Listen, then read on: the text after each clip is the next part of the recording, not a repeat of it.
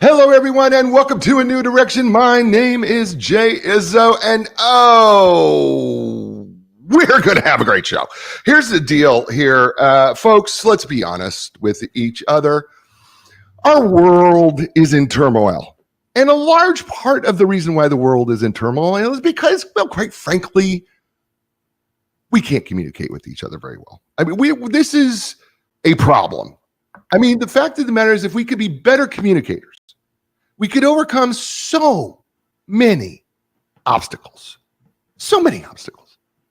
And yet what we do is we take a hard line, and what we have to do is we have to be on one side and the other, and everything is black and white. There is no gray, and that's just not true. And we can't get past ourselves, and we can't get past other people, and we have these hidden communication blocks that we refuse to acknowledge. It's time. It's time to grow up and communicate as adults. You know what it's time to do? It's time to communicate with courage. That's my author today is going to be Michelle Gladieux. And I think I got that right. I think I've got it pronounced right. And she's going to be joining us here today. She's going to talk about taking risks to overcome the 4 hidden challenges. We're going to dig into these 4 hidden challenges. Really quite interesting because Michelle and I share some that we fight. Some of them are similar. Some of them are different. But you're going to hear honesty, vulnerability, and truth. And maybe you're going to see yourself. Matter of fact, I know you're going to see yourself in this. Because here's the thing, as Michelle is going to so eloquently discuss with you, awareness is the first key. Who are you when it comes to the communication piece? Feel free to ask your questions. As we're live, take those. Michelle will be happy to answer those. Before we get to her, though, let's do what we do every week, right?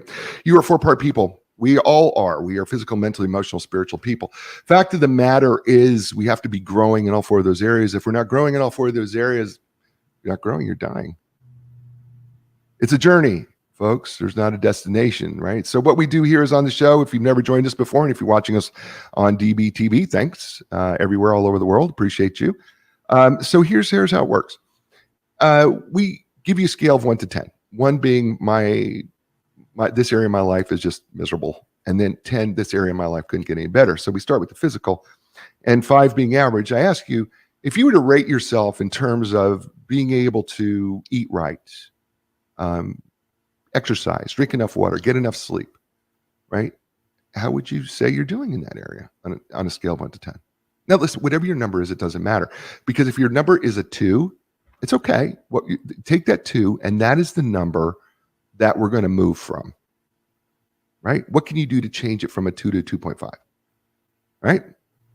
By the way, I'm sure Michelle would agree with me on this, that if you don't eat right, if you don't schedule enough sleep, if you're tired, if you're hangry, if you're not taking care of yourself, drinking enough water, chances are, you know what? You're probably not going to be as an effective of a communicator because you're not taking care of yourself physically. I think she'd probably agree with that. All right, so the second area is the mental intellectual area, right? So mentally, intellectually, right? We can't be a passive listener and just think that we can absorb things. We have to be active in our learning and our growth.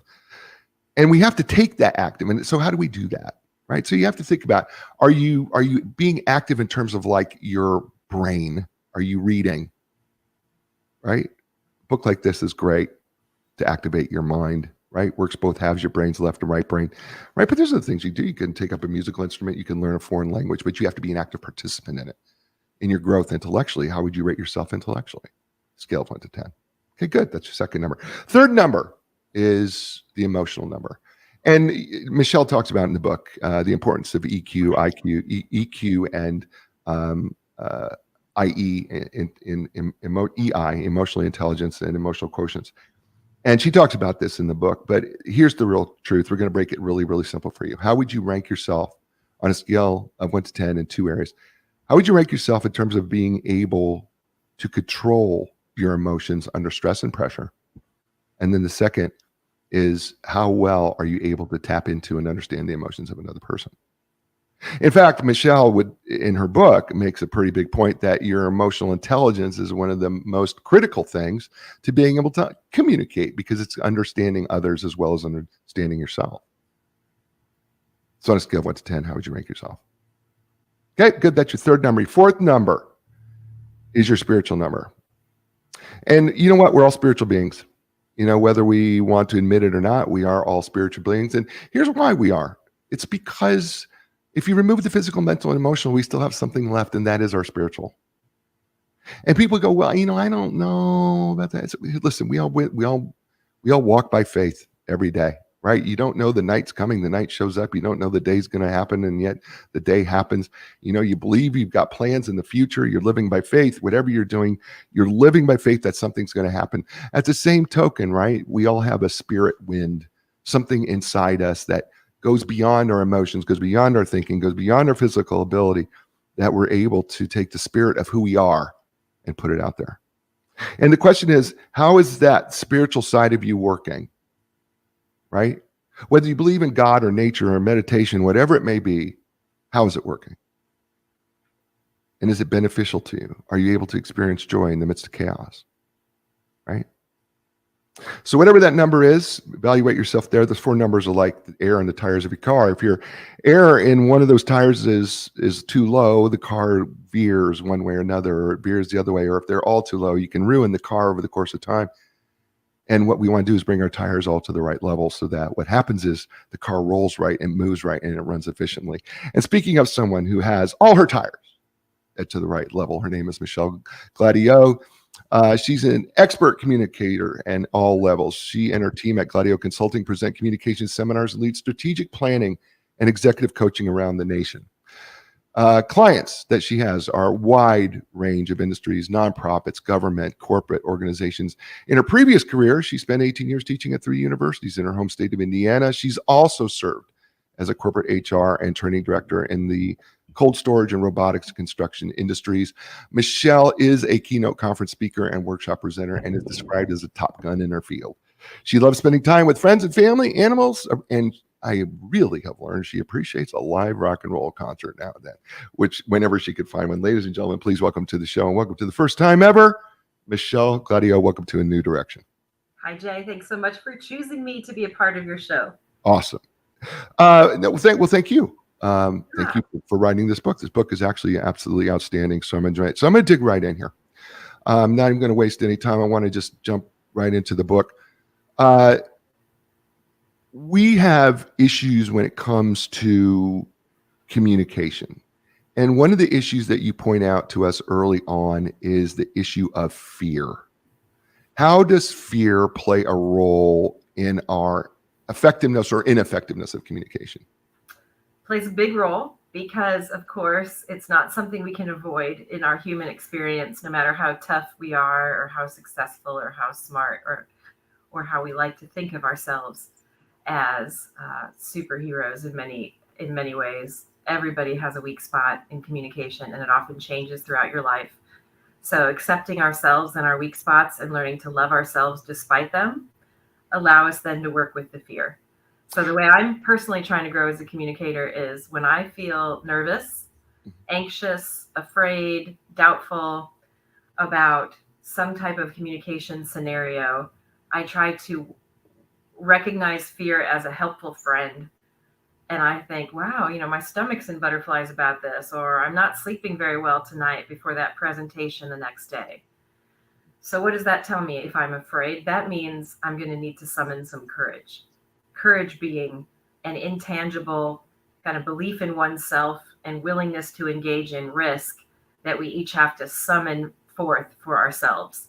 So I am trying to reframe fear away from something that is negative and to be ran away from, and start to welcome it and say, okay, so I must be stretching myself a little bit here. I am a little bit nervous. And it might be 300 people in an auditorium don't scare me until you put 3 of my dear coworkers and dear friends in the back row. And now I'm scared. I don't know what's up with that. Something about presenting in front of your peers can really bring up some worries. For some folks, it's negotiating that's hard, or interviewing, or apologizing, or sharing their feelings, saying I love you or I appreciate you. So you're normal if you have fear. If you have fear, use it as a little technique to help you know when to summon courage. Okay, the great segue, because you just went through this 3 questions I was going to ask you about fear, and you covered them all, so I don't need to do that anymore. So thank you for that. Sure. So when we are communicating, I think some people question or may ask the word or ask the phrase or maybe ask this question: why do I need courage to communicate? That's not making sense to me. Help me understand how courage and communication come together. Sure. If you don't need courage to communicate, then you're not growing as a communicator. Then everything is easy for you. Then perhaps it's time to see what more you can add while you're here on the planet. You could choose a purpose or a mission to stand behind. And then once you know, and you can have multiple missions and multiple reasons for communicating, but figure out what you believe in and what you want to put your name behind and stand what you want to be associated with and stand for. And then as you pursue that objective, there will be plenty of opportunities for you to kind of have to summon the courage to raise your hand or raise your voice or send the email or make a statement for or against what you believe in. So as long as we're growing, courage is going to be required. If you're in a place where you think everything's good and I don't need courage now, perhaps there's room for a little more professional or personal development stretching on your side. I would also say perhaps it's time for you to get a little more feedback from others about what you could do even better as a communicator. You just might not have a good flow of constructive criticism coming in. Life, however, will come along. Something will change professionally or personally when courage will be required.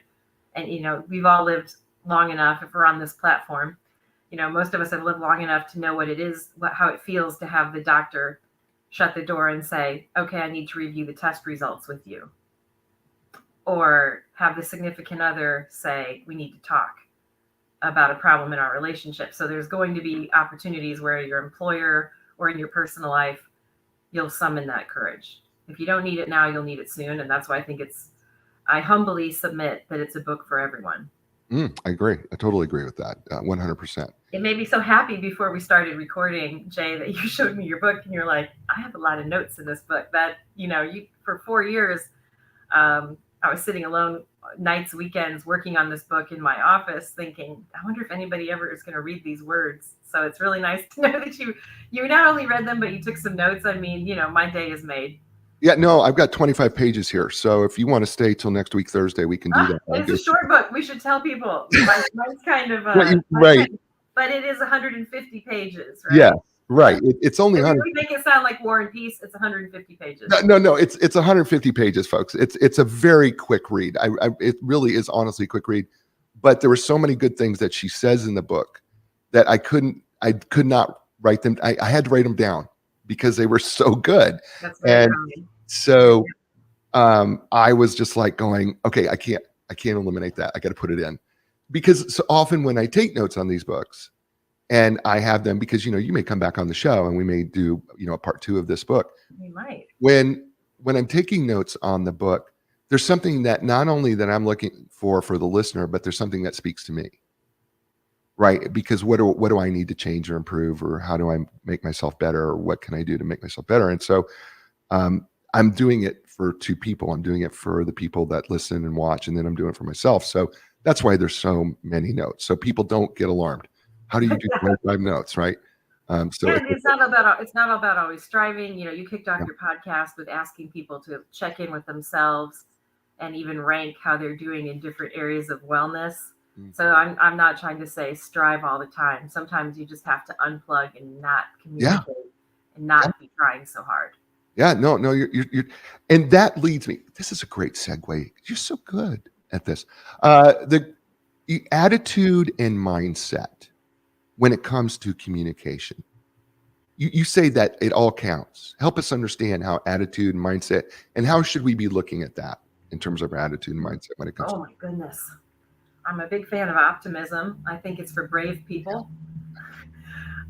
Life keeps knocking us down, and if we keep getting up and looking for the positive influence we might have, and you can't always know You probably said something to someone in a grocery store in the past week that elevated their day immensely, and you may not understand the ripple effects of that. So with our words, with our tone, with our body language, and words can be written, of course, and spoken or texted or handwritten, all of those leave an energetic imprint on the recipient. And that's what I'm interested in. I'm interested in living a life that I keep trying to take good enough care of myself that I can then take care of others when I communicate with them and lift them up through hard times and coach them effectively so they can see themselves more fully and believe in themselves. So attitude and mindset, it can't be underestimated, the importance of the choices we make when it comes to how we choose to view what's happening to us and happening in the world. Attitude is a choice. Mindset is a choice. And we can get stuck in victim thinking very easily. Some of us don't have great role models as we grow up, and then we need to become our own or go out and seek other role models. And there's so many ways that you can do that. And that's why I tried to put an exercise at the end of each chapter that relates both to action as a communicator, but also mindset as a communicator. So folks can kind of check in with themselves and then do a short exercise in the real world and come back to the book and keep on advancing as a communicator. So hopefully after 10 chapters, they are much more fluid and confident in themselves, and they have some creative ideas for how they can be a positive influence. Good. I love that. Personality as a growth tool. You use David Merrill's model in the book, his little personality inventory.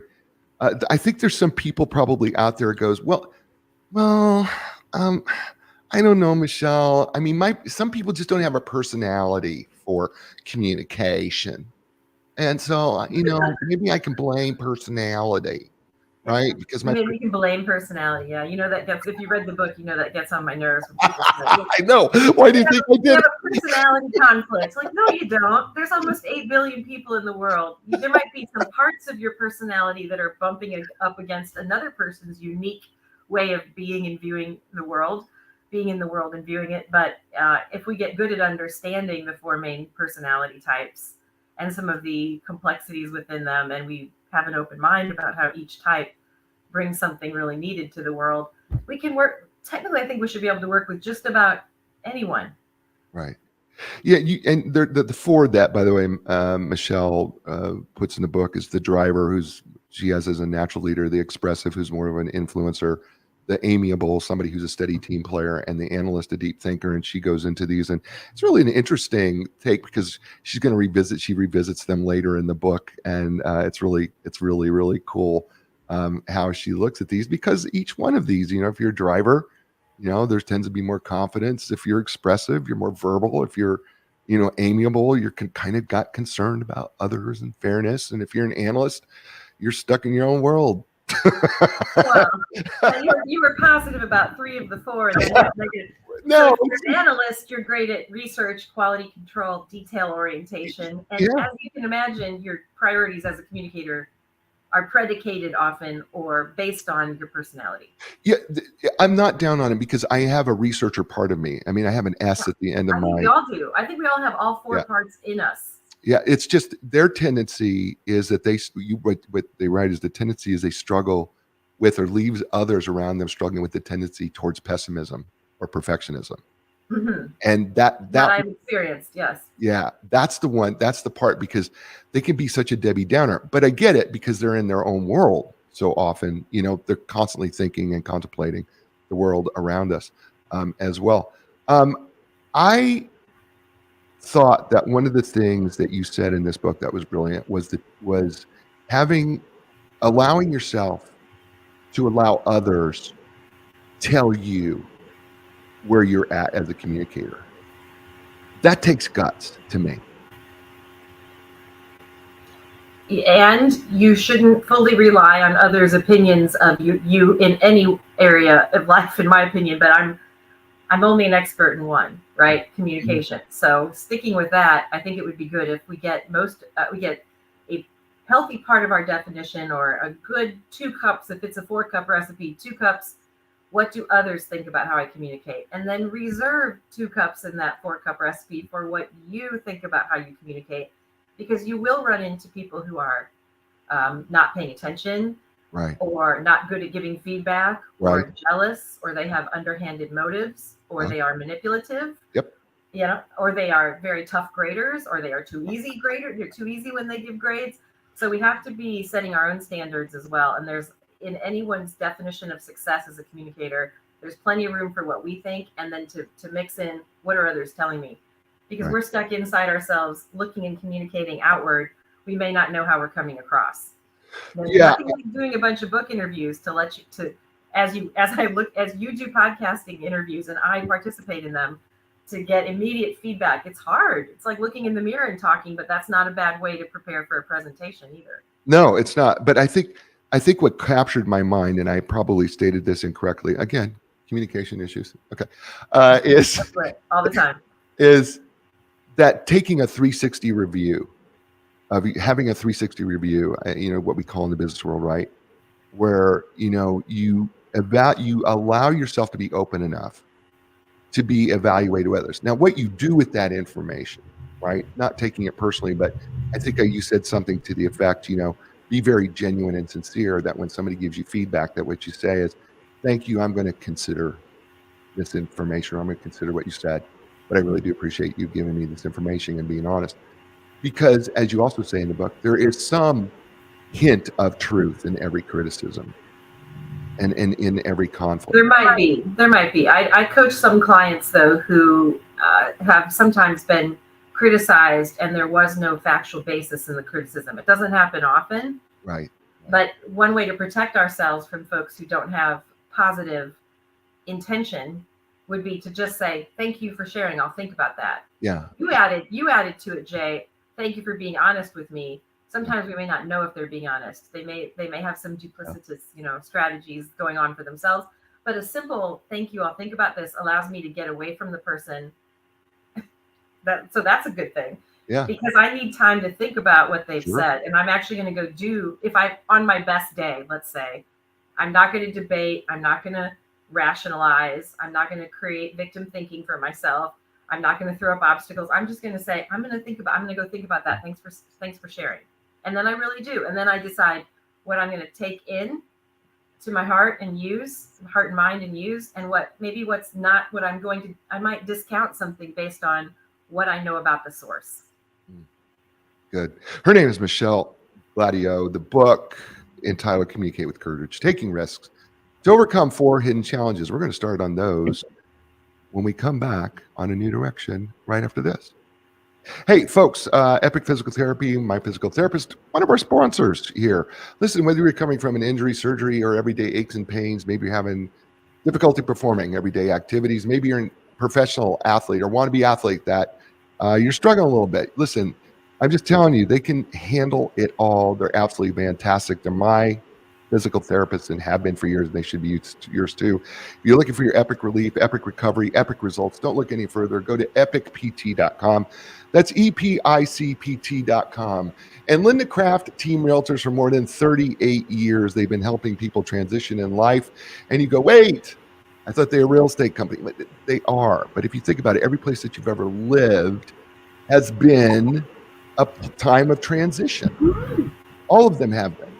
Right? Whether you've moved up into a price of a home, moved down, move an apartment, move into your first house, your last house, whatever it may be, it's a life transition. And she has helped people successfully do that for over 38 years. She would love to help you. So when you're ready to sell your next home and make that transition, or ready to buy your next home, make that transition, tune in to and check on the people at lindacraft.com. That's LINDACRAFT.com. And we're back here on A New Direction with Michelle Gladieux and her book, Communicate with Courage, Taking Risks to Overcome the 4 Hidden Challenges. So if you're ready to do this, are you ready to talk through these 4 hidden challenges with me, Michelle? Yes. Yep. All right, here we go. All right, so let's go identify these 4 hidden challenges. The first one you have is hiding from risk, right? That's the first one that you have in the book. So what is hiding from risk? First of all, what is it, and what are we doing there in our communication? Sure. I would define risk, quick operational definition, maybe as engaging in a new behavior or mindset and trying this out, doesn't allow us any for sure kind of outcomes, no guaranteed positive outcomes. And it might be a bit of a stretch because it's a new action or a new mindset, or perhaps returning to one we used to hold that we've abandoned for some reason because we've been hurt is a frequent reason that people stop really trying their best as communicators. So I'd like to see us begin to identify when we are hiding from risk and take calculated, intelligent risks, because life gets less complicated and more joyful the more effort we put into our communication. So I'm not saying that you barrel through life not considering potential negative outcomes of your written or verbal communication. I'm saying move through life looking for opportunities to take smart risks. So we can't be hiding from risk if we're going to be our best as a communicator. What are we hiding from? Well, we're hiding from, I think, that bad feeling that comes with not being sure about how things will turn out. You know, it creates an anxiety. It creates back to fear we go. And when fear happens, let's bring courage up. Because if it's something that relates to someone we love or our own well-being or a team or an organization or a mission that's important to us, then we really live our full life when we get engaged and we begin to communicate to try to help that objective become reality. Is there some behavioral cues that you can see, that others can see, or that we can see in ourselves that says, oh, I think I'm hiding here? We were sure. I wish I was brave enough to say something. There's one. When you're thinking to yourself, but they wouldn't listen to me. But she won't change, and he doesn't care. You know, this melds into another hidden challenge called I call it rationalizing the negative. I have had a pretty long career now, started young, and have coached thousands and thousands of people that I would say I've gotten to know very deeply. And another hidden challenge, aside from hiding from risk, is rationalizing the negative. And I think they truly believe that the worst possible outcome is going to be the result if they fill in the blank, stand up and give a toast at a wedding, or speak at a memorial service, or ask for a new job, or confront someone about dysfunctional behavior that's really not okay, that crosses boundaries that should be addressed. They catastrophize. Bad things could happen, yes, but sometimes our minds run away with us and we paint the worst possible picture, and it keeps us from participating as a communicator. And that's why I thought the world needed a short handbook that would help people identify what is important enough to communicate about. And then how do you do it in a way that lessens risk? Still taking risk, but you're lessening the risk so you have a more likely positive outcome. And you can imagine the scenarios they're everywhere all the time. We make a couple thousand decisions a day, and many of them, and many of the most important, are about communicating. You talk about in this first risk hiding. Yes. When we talk about hiding, you talk about victim mentality or victim thinking. That you see, that seems to be associated with this particular, which I think you're alluding to here, which seems to be associated with this particular type of set of behaviors when it comes to communication. Can you talk to us a little bit about the victim thinking and the victim thinking victim thinkers when it comes to right. Well, yes, and we've all been victims of poor treatment at some point in our lives.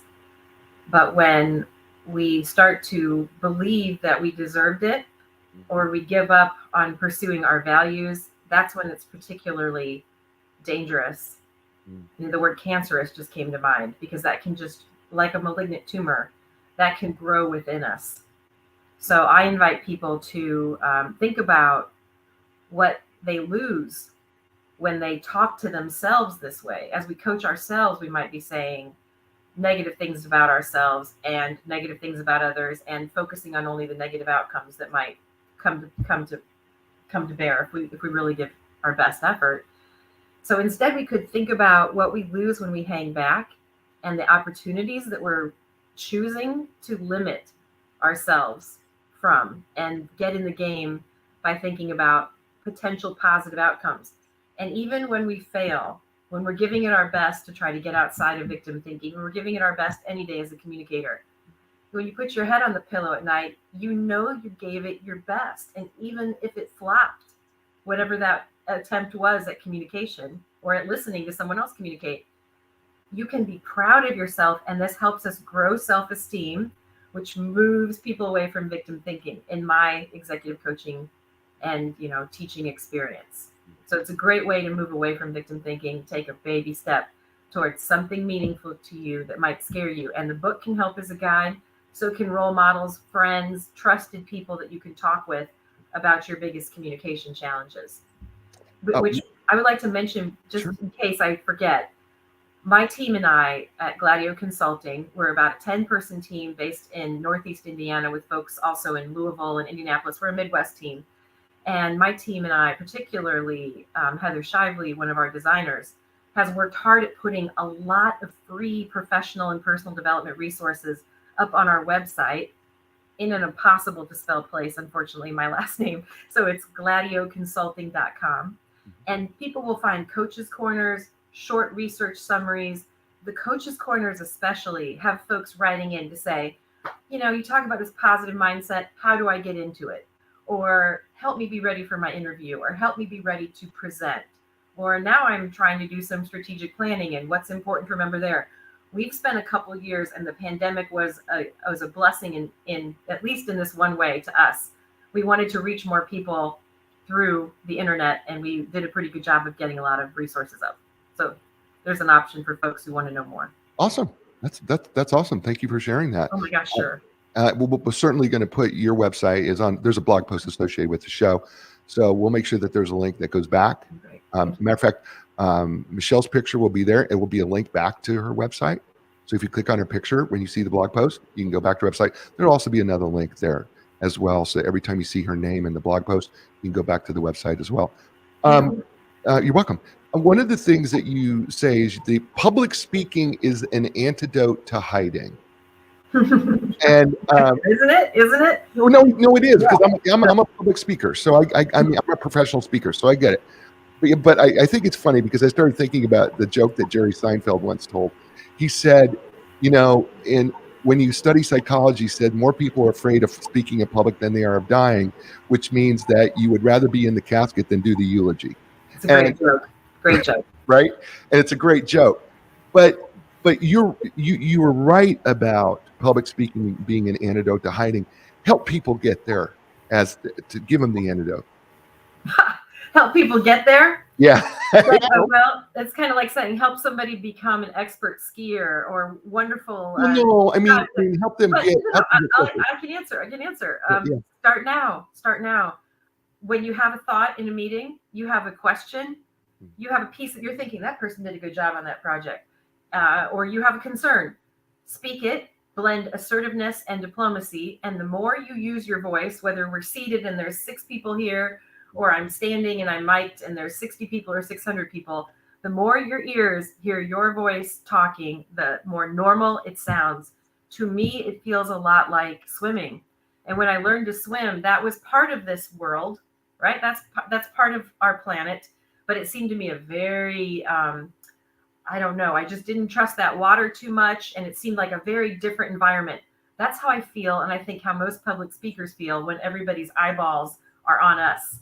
So there's tons of tips in the book about how to become better at public speaking. But the first tip would be you have to walk before you run. So start using your voice more and you'll become more comfortable with it. And then ask a friend who's in the room or who watches the video or who heard you do the toast or the presentation. Hey, what's something I did well? What's something I could have done better? And then we go back to that's the feedback challenge. We go back to thank you. I'll think about that. Yeah. And then really go think about it. But more tips for sure to be found about public speaking in the book. Yeah.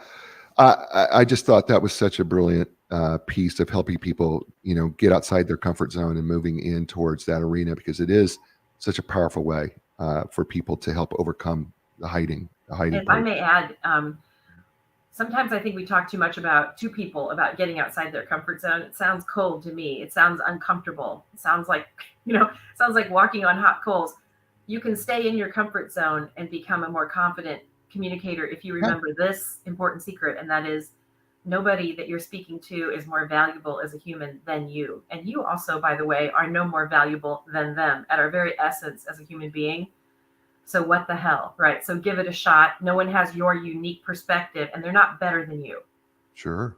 And you're not better. You don't have to be better than them. So you could actually consider just showing up as your well-prepared self. Yeah. No, totally agreement. Total agreement. Let's go to number 2, defining to be right. This one is a good one. This one is, I grew up with this one in my house. Oh yeah, this was in my household. Okay. Yeah, matter of fact, I had to get called out on this one. Matter of fact, my wife and my friends have permission that if they ever feel like I'm being right, that they can call me on it, and I will allow them to call me on it, because it's the way. No, seriously. Yeah, no, I feel you. Because I do not want to have. It was a habit that my father had, and my family had all the way through, and I did not want to be that person who was in the room who always felt he had to be right. It was something that bothered me when my father did it, and I caught the habit of doing it, and I hate it. And so I have gone to measures over the last few years, several years actually, of going, I am not going to be right. I don't care. I don't have to be right. It's not that important to me. I don't have to. Now, I know we could take it another step further, and that's talk about defining to be right, even beyond me. Yeah, I just am thinking about, I have a big brother named Mark. He's 14 years older, and he's a good advisor. Mm. And I was telling him about a loved one I was in conflict with, and I was so ticked off. And he said, Michelle, do you want to be happy or do you want to be right? And I said, I am right. I don't even understand the freaking question. I want to recognize that I'm right, and then I'll be happy. And he said, so, hey, you know what we study? Isn't this interesting? Jay, we study what we need to get better at, don't we? We might even write books about it. Yes. It's so, I hear you. I wonder what your dad was afraid of. Oh, you know what? Dad had a lot of fears. Yeah. And I'm not judging him. Yeah, he was defending himself. That was a wall, that's a wall he put up. Yeah, he did. When we're defining to be right, we're willing to push that wall down and say, well, how has it been in your experience? Here's a great question. Right. Everybody can go ask someone today. Yeah. I know your experience is different than mine. Would you tell me how you see it? Yeah. We did that on my team. We have 2 Black individuals on my team, and 8 of us are white. And I recently asked the team to come together and just discuss, I guess you could say, race relations and how diverse teams can work well together by understanding that there are unique experiences, even when we're all doing the same kind of work. And one of our Black team members, when I said, now things aren't very different for you or me when we work here at Gladieux Consulting, doing coaching and training, strategic planning. And she was doing art, visual art and photography, still does photography for us, a young Black woman. And she said, well, yeah, it's a great team, but there are some differences, and went on to explain that she uses code switching as a communicator sometimes when she speaks with us or our clients, which would be changing the very essence of her communication so she can sound more like the majority. And that has haunted me ever since, because I don't know what I can do about it, but I'm real glad I asked the question. Yeah. And now I share that question when I teach harassment and bias prevention or leveraging diversity. I'll say, can you imagine, here we are for 2 hours together or 3 hours in this workshop. And I can't imagine if I had to drive here or fly here today and then try to sound like someone else. How excellent could I be as a trainer? Probably not too excellent. So I've learned recently that to overcome my own defining to be right, I'm going to try to summon courage to test my assumptions rather than relying on them so much. And just opening my mind to say, how is it for you? And believe that people have different experiences, even if what they're saying they've experienced hasn't happened to me. It could very well have happened to them. And I'm trying to keep a more open mind and remember not everyone's going through life with my level of privilege. Yeah. Dad's big fear was change. he was Change sucks. Change hurts and it's hard. We do a lot of change management training, and I'm thinking of a survey where folks wrote to us a few words they associate with change that are positive and a few that are negative. And across the board, we had about 200 respondents, and across the board, everyone's favorite was the person anonymous. I don't know. Someone anonymous just wrote in capital letters, "Change sucks." I read that and I laughed so hard. And I thought, yeah, that's honest. Let's put that in the workbook for sure, right? Yeah. But then there's opportunity, and nothing stays. We're not the same person that we were yesterday. Even our bodies are constantly changing. Right. Our minds are constantly, hopefully, growing and evolving. Unfortunately, nothing stays the same, and it all leads to what? Mortality. It leads to mortality. And I think that's why change is hard. Yeah, he could not deal with it. It just was something he could not deal with. He could not deal with the change in the times and the economy. He was born in the silent generation, right around the Great Depression. And so was my dad. Yeah, my dad was born in 1925. Yeah, dad was born in 31, and so it was right after that. And he just could not handle. So he would be argumentative about anything political that was happening. And he was right, and you were wrong, regardless. That doesn't sound fun. That made it harder for you. Oh gosh. Because we definitely, as small young people, we take in the behavior of those around us, and then we tend to replicate it if we don't test it. Yep. Right. It's like people say, I opened my mouth and I heard my mom or my dad was talking. Yes. And I suppose all parents do the best they can do. And then as grown-ups, we need to identify our hidden challenges. So they're not hidden. We bring them from, I think of it like these challenges I write about are, you just have to turn your head a little bit, and then you can bring them to the forefront, put them in the light, and conquer them. Yeah, that's a great challenge. Her name is Michelle Gladieux. The book, Communicate with Courage, Taking Risks to Overcome the 4 Hidden Challenges. We've done 2. We've got 2 more to go. You're listening to her here on A New Direction. Hey, folks, Epic Physical Therapy Facility offers the most advanced top-of-the-line equipment, including the Ultra G anti-gravity treadmill. Try saying that 3 times real fast. The Normatec compression sleeves and Game Ready. That's just a few. They're trained and certified in the most comprehensive, cutting-edge treatments available, like blood flow restriction therapy, dry needling, cupping, and that's just a few. When you're ready for your epic relief, your epic recovery, and your epic results, look no further. Go to epicpt.com. That's EPICPT.com. And Linda Craft Team Realtors. For more than 38 years, she has been helping people transition in life, because every place you've ever moved has been a transition in life. At some point, it's a transition. And making sure that transition is handled smoothly with the least amount of stress is what we all want when it comes to any transition in life. And she does that when it comes to that transition of moving into your next home. So whether you're going to buy or whether you're going to sell, start with Linda Craft Team Realtors. That's lindacraft.com. That's LINDACRAFT.com. And we're back here on A New Direction, and we're talking with Michelle Gladieux. Her book, Communicate with Courage, great book, available bookstores. You can get it through a bookstore, and you can also get it on Amazon. And I think you can get it on your website too. Did I see it on your website? I think on our website we have links to different types of booksellers.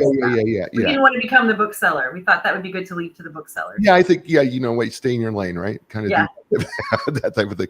I could stay on defining to be right the whole time, but I know we got to move on. Hidden challenge number 3, and you've kind of alluded to it as a connector to the first challenge, but it's rationalizing the negative, and it's the pessimism. Does pessimism irritate you? Pessimism irritates me. Well, it probably irritates me because it is me sometimes, right? There's no concept. You've got a master's in psych, so you know about defense mechanisms. We were talking about your background in psychology, right? Well, Pete, you can't argue with pessimists that parts of life are going to be awful. We're gonna get our heart broken, and we're gonna fail as communicators. Close the book. That's right. I can't argue with that, but if we can harness the power of our mind and start to suggest what I call a second voice.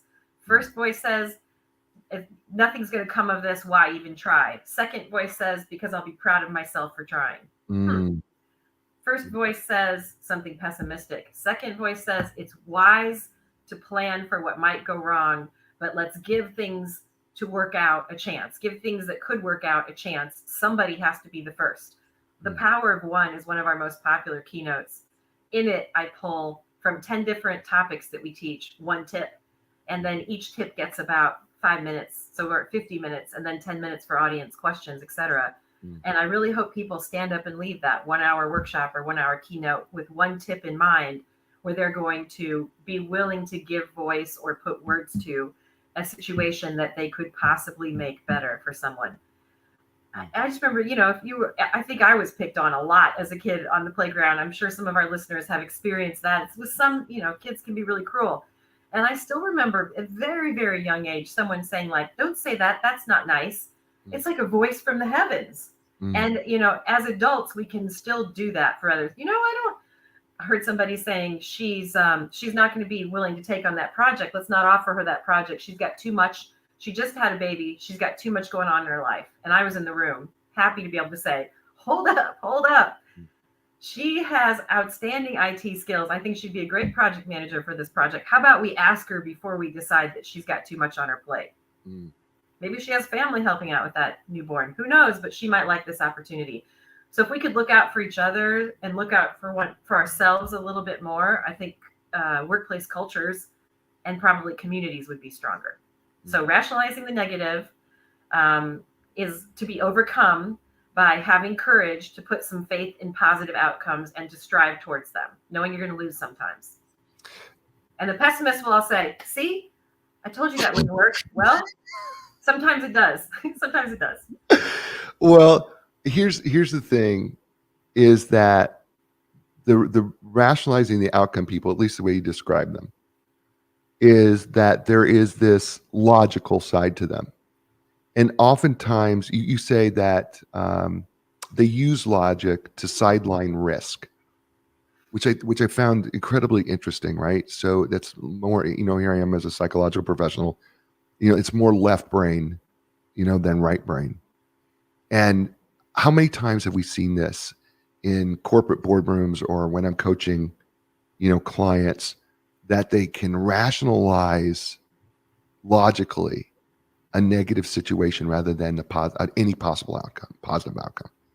It's mind-boggling at times. Some of that is personality based, and personality is a function of genetics and life experiences. So it's especially hard to overcome it if you have seen it modeled. Yeah. And I think, as you read that statement from the book, I wonder if the folks I'm thinking of, especially coming from my family, I was thinking of being from a family of electrical engineers, a physicist, and then I went to study organizational psychology, and they were like, now what? Is that science? What is that? That's a soft science, Michelle. Right. Well, it does put a lot of emphasis on research and study and getting to be expert at the deal as far as it comes down to communication and relationship building. But I often see, yes, corporate managers rationalize the technical aspects of a project as more important than the interpersonal, and then not know what went wrong when something goes wrong. And it's something like you didn't sell the change effectively, or you didn't allow people a chance to voice their concerns, or you didn't give credit where credit was due. It turns out these interpersonal communication skills are actually key to making technical projects work also. So I'm not saying one is better than the other. Right. I think you have to be rational and plan for contingencies and things to go wrong. And I think you have to also have some hope and faith and courage and take a shot if you want your best life. Yeah. And I think, in order to do that, there is a right brain side that has to get connected. I think there's an emotional side to it, because, faith. Sure. We've all worked with people who are technically brilliant, and then there are workarounds so that people don't have to go to them. And usually those folks, when there are coaching clients, they are wonderful to work with because they're highly intelligent. And when you show them the potential benefits and that there is science behind the study of human communication, they open their minds to it and can be, I think it matters even more to me to get a compliment from someone who isn't extremely expressive or outgoing in that way, that they make that effort just means, I hold on to those notes forever until they turn yellow and fade away, because I think, wow, that person took a moment. I know that's not something they think about all the time. Right. So a lot of my coaching practice is trying to help people see things from different points of view. Yeah, that's a great point. I agree with you 100% on that. Let's go to hidden challenge number 4. Okay. Settling for good enough. Yeah. Yeah. What is that? Hey, sometimes it's a smart thing to do because you're only one person and you have 50,000 things on your to-do list. But some of those things on your to-do list deserve extra effort, more polish, more editing, more strategy, more research. And that's what I'm asking people to do in the book. I'm trying to help them find what's important to them. So then they are not moving through life just looking at what's the minimum required here and then doing the minimum required. It's amazing how inspirational you can be if you're not known to be one who really puts themselves out there as a communicator, but you take a risk and do so for something you believe in. It can motivate 10 people towards your cause. It can motivate 50 people in the room to go treat someone better that evening at home. Right. It's really important to choose some things that we're not just satisficing and getting by, that we believe in and that we're going to stand up for. One quick example, I made a deal with myself long ago as a corporate HR director, and just as someone who loves the field of human resources and training, that and in my personal life, if I'm witness to ageism, racism, sexism, socioeconomic discrimination, you name it, I'm going to try to present another side or speak what the person just said and say, I don't think you meant it to sound this way, but here's how that sounded. What I know now is I have a few things I'm willing to stand for and use my voice and whatever clout I have in this world. Some groups I have a lot with, others would not know who I am. Doesn't matter, because I'm believing in myself as equally valuable to other humans, but not better than. So I don't have to drive home away from that, let's say, board meeting and think about it until the next month and then come back the next month and say, I think that we maybe weren't fair to this person. I'm going to be doing that right now and I'll sleep better. I try to be diplomatic, and also I have my own biases. Two important things there. We don't want to we don't try to be the person who's preaching, right? We're not trying to preach to people about what they should feel or believe, etc. But when there are decisions being made and there's an unfairness that seems evident, I want to speak up. And so we can begin to align ourselves behind things that we don't have to ruminate on. We just know we want to act. It's beautiful. So that helps us not settle. I guess back to your question, settling for good enough. So we could believe that there are more rewarding outcomes. And some people tell me, Michelle, really? You want me to go tell this coworker, give him this feedback? They're not going to like it. They're probably not going to change. I said, you know what? You might be right. But maybe when they hear it down the line, maybe it'll be 5 years and they're going to hear it from 3 or 4 more people. And it'll be year 5 and they'll think, oh, I know this has been me. Oh, that's what people have been trying to tell me. For example, my parents and loved ones and supervisors tried to tell me about my weaknesses related to my personality. It never stuck until I took the personality assessment that we use now with all coaching clients. And I got to that paragraph that says recommended improvements, where your strengths may be overused and become your weaknesses. And I read that, and there's about 12 sentences. And I thought, where have I heard this before? 10 of the 12 sentences, like seriously, like ex-boyfriends walking out the door were saying these things. And I was like, that's not true. It's you, just defense. Some of that stuff was true. So that can help us overcome settling, having an open mind, bringing us back to constructive feedback. You can take it. Isn't it crazy, Jay, how people say it's just business or it's work, don't take it personally? But wait, if we're going to bring our whole selves to work, then let's admit it. Constructive criticism can hurt, especially if the person who's delivering it isn't graceful. Yeah. But we can still try to find some. Thank you. I'll think about that and try to find something. And that brings us full circle. Thank you. I'll think about that. That brings us full circle. I love it. You've been great. Tell people how they could get a hold of you. Oh, how to get a hold of me? Let's see. You can reach me at my mobile phone is 260-450-4202, or you can go to our website, gladioconsulting.com. Lots of goodies for you there. And big thanks to my team and to Heather for getting those up and ready and looking great on the website. And you can email me at Michelle with 2 L's, Michelle@gladioconsulting.com. And by the way, we're easy to find on the internet. And if anyone does read, get themselves a copy of Communicate with Courage and read the book, I'd be so honored if they would do a review because I'm learning that helps the book reach other audiences. So I'll throw that out there. I narrated it on Audible. If somebody is an Audible listener, first time for everything. I Yeah. tried to be courageous and learn how to narrate, do my best with narration. I'm open to feedback. Awesome. By the way, you'll be seeing my 5-star review on Amazon here Oh within my gosh, I owe you a beer. No, you don't. It's what I do. do. It's just what I do. I give every author that agrees to be on the show gets a 5-star Amazon review. Uh-oh. Well, wait. I want to earn that 5-star review. No, you don't. You did. Later. You earned it. You just gave me your time. You just earned it for me. Okay. You did. You earned it. Right. But listen, it is a fabulous book. Look for my review on Amazon. It's absolutely going to be fantastic. It'll be up here. It takes about a week for Amazon to post my reviews because I review so many things, books.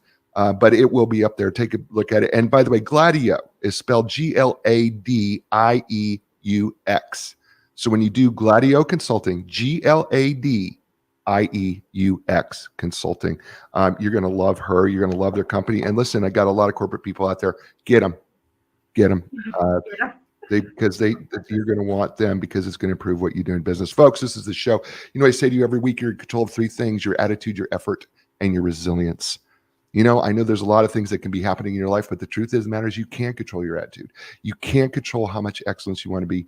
And you know what? You can get back up again because that's what life does. And it allows us to get back up again. I'm going to be back next week with another great guest. It's going to be another great book. It's going to be another great show. And as I say to you all over the world, you had a lot of choices. You chose us. Thank you so much. And ciao, everybody.